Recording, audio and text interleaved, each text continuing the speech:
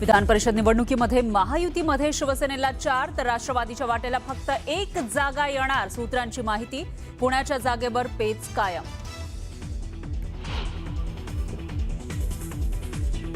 पुण्याच्या जागेबाबत राष्ट्रवादीसोबत चर्चा, संभाजीनगर आणि नाशिकच्या जागेबाबत सेनेसोबत चर्चा सुरू। तर विधान परिषदेच्या जागा वाटपावर एकत्रित बसून तोडगा काढू, मुख्यमंत्री फडणवीसांचं मोठं विधान।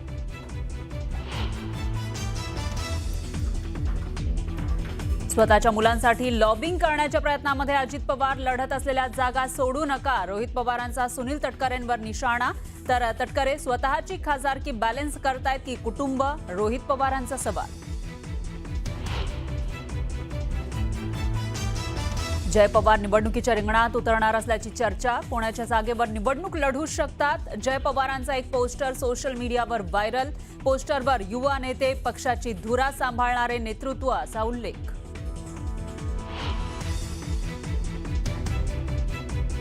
नीट पेपर फुटीमध्ये आणखी एक तज्ञ, सीबीआयच्या रडारवर, आरोपी मनीषा हवालदारच्या चौकशीमध्ये नवी माहिती समोर। एनटीए पॅनलमधील प्राध्यापिकेची भूमिका संशयाच्या भोवऱ्यात।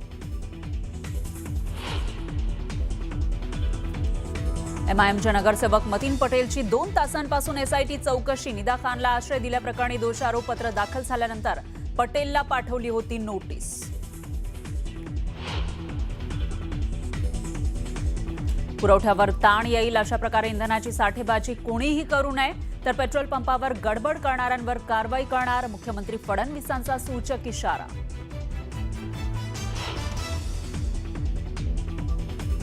नाशिकच्या कारागृहाधिकाऱ्यांना सराईत गुन्हेगारांसोबत पार्टी करणं भोवलं, गौरव मिश्रासोबत पार्टी करणाऱ्या 3 अधिकाऱ्यांना 7 दिवसात खुलासा करण्यासंदर्भात कारणे दाखवा नोटीस।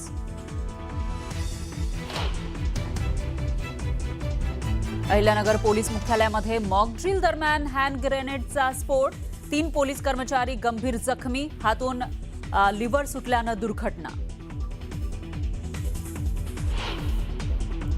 आणि राज्यामध्ये सोमवार ठरला अपघातवार, आंबेनळी घाटासह धुळे जुन्नरमधील अपघातामध्ये 18 जणांचा मृत्यू।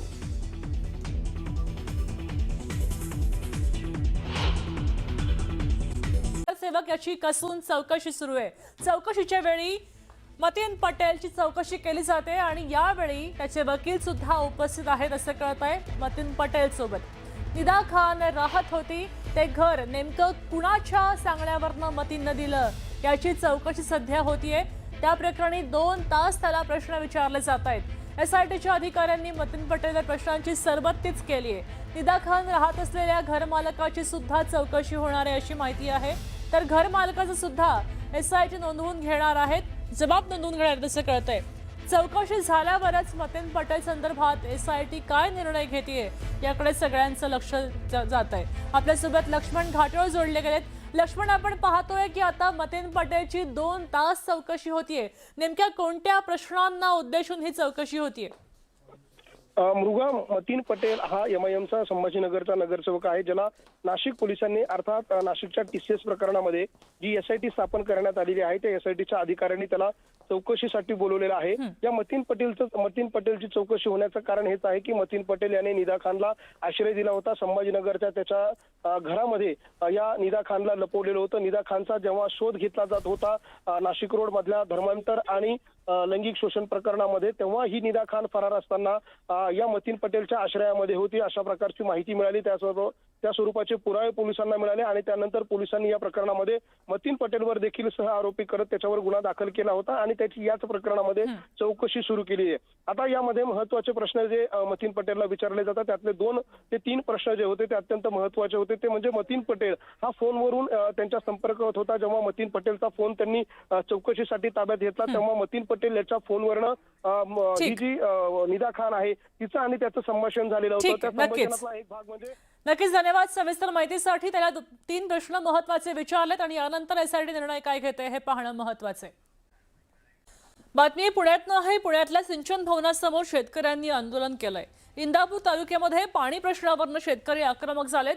दौंड आणि बारामतीला पाणी मिळतं, मग इंदापूरला का मिळत नाही असा प्रश्न या आंदोलन करणाऱ्या शेतकऱ्यांनी उपस्थित केलाय।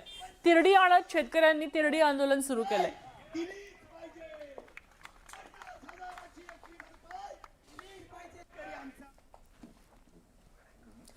बातमी आहे पेट्रोल डिझेलच्या वाढत्या दराची. पुन्हा एकदा वाढ झाली आहे. गेल्या 12 दिवसात पेट्रोलच्या दरात चौथ्यांदा वाढ झाली आहे. आज पेट्रोलच्या दरामध्ये 2 रुपये 61 पैशांनी वाढ झाली, तर डिझेलच्या दरामध्ये 2 रुपये 71 पैशांची वाढ झाल्याचं पाहायला मिळतंय. पेट्रोल आणि डिझेलच्या दरामध्ये वाढ झाली, त्यामुळे सर्वसामान्यांच्या खिशाला मोठाच फटका बसतोय. मुंबईत पेट्रोलचा दर 111 रुपयांवर गेलाय, तर मुंबईत डिझेलचा दर 99 रुपयांच्या वर गेलाय. दिल्लीत 1 लिटर पेट्रोलचा दर 102 रुपये आणि डिझेलचा दर 95 रुपये प्रति लिटर झालाय. सततच्या होणाऱ्या इंधन दरवाढीमुळे आणि महागाईमुळे सर्वसामान्यांचं कंबरडं पार मोडून गेलंय.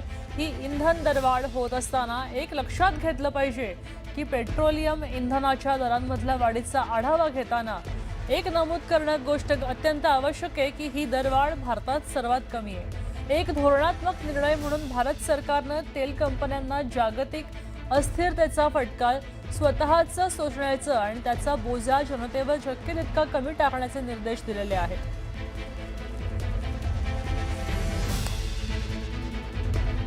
तर इतर देशांमध्ये पेट्रोलच्या किमती किती आहेत आपण बघूया. भारतीय चलनानुसार पाकिस्तानमध्ये पेट्रोलची किंमत आहे 403 रुपये 78 पैसे. नेपाळमध्ये 156.25, बांगलादेशात 135, श्रीलंकेत 140, म्यानमारमध्ये 142, चीनमध्ये 126, फिलिपाईन्समध्ये 132, सिंगापूरमध्ये 178, थायलंडमध्ये 140, हाँगकाँगमध्ये 268, दक्षिण कोरियात 162, ऑस्ट्रेलियामध्ये 158, जर्मनीत 210, जपानमध्ये 152. इतर देशांमध्ये डिझेलच्या किमती आपण किती आहेत पाहूया. आपण पाहतोय की इतर देशांच्या तुलनेमध्ये भारतातल्या डिझेलच्या आणि पेट्रोलच्या किमती कमी आहेत असं कळतंय. त्या मानानं भारताबाहेरच्या इतर देशांमध्ये मात्र किमतींनी आकडा मोठा गाठलाय. बातमी गोंदियात येतंय. राज्यात चौथ्यांदा पेट्रोल डिझेलच्या दरामध्ये वाढ झाली आहे. आज पुन्हा पेट्रोलमध्ये 2.61 पैसे आणि डिझेलमध्ये 2.71 पैसे इतकी मोठी दरवाढ झाली. या दरवाढीमुळे सामान्य नागरिकांना पुन्हा महागाईचा फटका बसणार आहे. गोंदियामध्ये नागरिकांनी संताप व्यक्त केलाय आणि कृषी क्षेत्राला सुद्धा याचा फटका बसणार आहे अशी प्रतिक्रिया मिळते.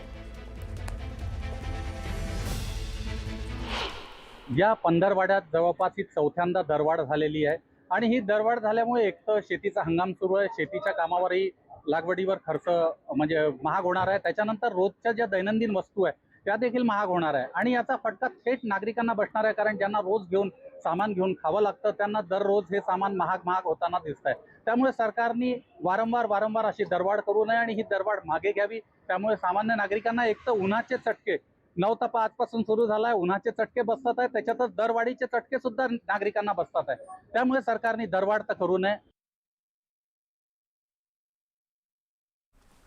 मागच्या काही दिवसात चौथ्यांदा डिझेलचे दर वाढले आणि त्यामुळे काही नागरिकांना पेट्रोल डिझेल भरणं सुद्धा परवडत नाही. त्यांच्या भावना आहेत आणि काही नागरिक देशावर संकट आलंय, आपण झळ सोसायला हरकत नाही अशाही प्रतिक्रिया व्यक्त करतायत. त्यामुळे छत्रपती संभाजीनगरमध्ये नागरिकांच्या संमिश्र प्रतिक्रिया पाहायला मिळत आहेत. आता काय परिणाम त्याचा आता एक तर पेट्रोलला बी लाईन लागायला लागली भरपूर आणि त्यातल्या त्यात म्हणजे पेट्रोलचे दर पण अशा वाढल्यात, काय करावं कळत नाही काही. दिवसेंदिवस संकटे वाढत चालली, शेतकऱ्यांकडे लक्ष नाही आणि पेट्रोल डिझेलचे दर वाढतच चालले. तर दिवसेंदिवस गरीब आहे, आर्थिक परिस्थिती कसं सोसायची. करते सरकार के आगे तो अपन जा नहीं सकते, जो चला चलन देते अब क्या कर सकते. लेकिन जेब को तो पेट्रोल दर ही लग रहा तो अब क्या मजबूरी है. जिल्ह्यात डिझेल टंचाई कायम आहे आणि असं असतानाच पेट्रोल आणि डिझेल दरवाढीने शेतकऱ्यांचे कंबरडच मोडलंय. गेल्या 12 दिवसात पेट्रोल आणि डिझेल चौथ्यांदा महागलाय. खरीप हंगामाच्या तोंडावर शेतकऱ्यांचं आर्थिक गणितच बिघडल्याचं पाहायला मिळत आहे. सध्या मशागतीची कामं वेगानं सुरू आहेत. ट्रॅक्टर आणि शेती यंत्रासाठी मोठ्या प्रमाणावर डिझेलची गरज आहे. मात्र अनेक पेट्रोल पंपावर डिझेलची टंचाई आहे. इंधनासाठी शेतकऱ्यांच्या रांगा आहेत. दरवाढीमुळे शेती खर्चासह वाहतूक खर्च वाढणार आहे आणि त्याचा परिणाम बाजार भावावर होण्याची शक्यता आहे. डिझेलची इतकी किल्लत झालेली आहे की सांगू शकत नाही. आणि आता शेताचे भरपूर कामं चालू असल्यामुळे डिझेलची किल्लत झालेली आहे भरपूर. तरी शासनाने याच्याकडे लक्ष देऊन डिझेलवर शेतकऱ्यांसाठी काहीतरी वेगळी प्रतिक्रिया द्यावी करावी पाहिजे. नंतर डिझेलचे दर इतके वाढलेले आहे, 8 ते 9 रुपयाने डिझेल वाढलेलं आहे. या 3 दिवसामध्ये 3 ते 4 रुपयाने डिझेल वाढलं, पेट्रोल सुद्धा वाढलं. याची किल्लत अशी आहे की सर्वसाधारण मनुष्याला याचा भार उचलावा लागेल आणि शेतकऱ्यांना याच्याहून जास्त. कारण आता तयारीचे दिवस आहे शेतकऱ्यांचे. आता जमीन तयार करण्याचे दिवस आहे आणि डिझेलची किल्लत झालेली आहे. याच्यावर शासनाने काहीतरी करायला पाहिजे. पेट्रोलमध्ये 2 रुपये 82 पैशाने वाढ झाली आहे आणि डिझेलमध्ये 2 रुपये 72 पैशाने वाढ झालेली आहे. 12 दिवसात कशी वाढ झाली? 12 दिवसात समजा 8 रुपये डिझेल मागे आणि 7.5 रुपये पेट्रोल मागे वाढ झालेली आहे. साठा किती उपलब्ध आहे आता आपल्याकडे? साठा आपल्याकडे भरपूर आहे. साठा आपल्याकडे पेट्रोल आहे 8,000 रुपये 8,000 लिटर आणि डिझेल आहे 11,000 लिटर. भाव कसा आहे आता? भाव आजचा 11 रुपये 13 पैसे 3 पैसे पेट्रोलचा आणि 99 पैसे 65 99 रुपये 65 पैसे डिझेल आहे.